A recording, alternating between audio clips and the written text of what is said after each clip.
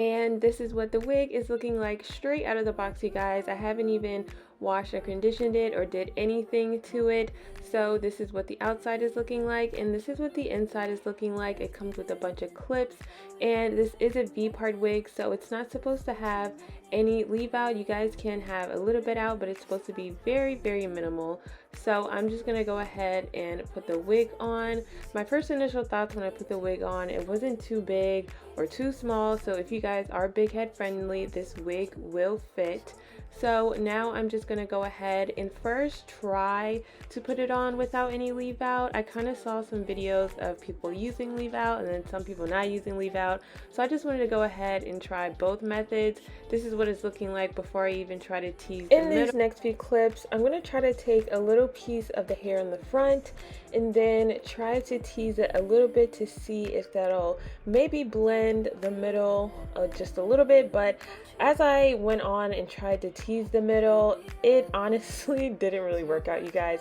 It didn't work out as planned. Like, it looked really messy at the top, as you can see in this next clip. It just wasn't working at all. So I just decided to go through and just wet the top again and try to bring out a little bit of my hair at the top, since the teasing method that I saw in other videos wasn't really working. At least for me, it wasn't working. So I'm just gonna go in with another route and go ahead and bring out some of my hair in the middle. And I will also add that my hair in the middle is very, very short, so that was also a plus when I did put this wig on. Even if your hair is long, there's definitely other ways to make it blend. So I'm just going to keep my hair as is in the ponytail, and I'm just going to go ahead and take out literally like the smallest piece of hair in the middle of my hair. Yes, my hair is experiencing some breakage and is a little damaged, so that's why it is straight, even though my hair is texturized. But yeah, I'm just gonna go ahead and take a little bit of hair out on both sides so that I can use that to blend into the curly unit, which will make it easier since my hair is short. I'm literally taking the smallest piece, you guys.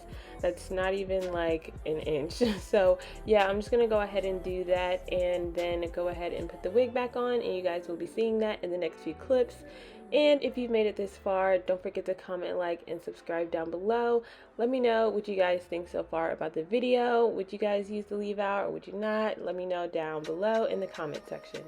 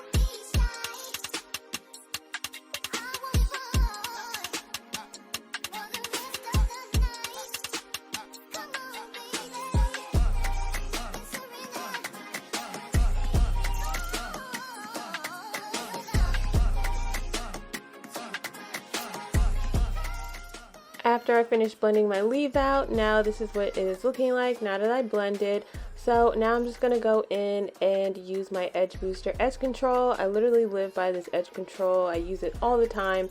So now I'm just gonna go ahead and add a little baby hair swoop and fix my baby hairs underneath the wig on the sides. And then I'm also gonna take some gel not gel, foaming mousse, and use it at the top to make sure that everything is nice and sleek so there's no flyaways. And then I'm just using my pick and making sure, or making the hair just a little bit bigger because I didn't want it to lay as flat as it was.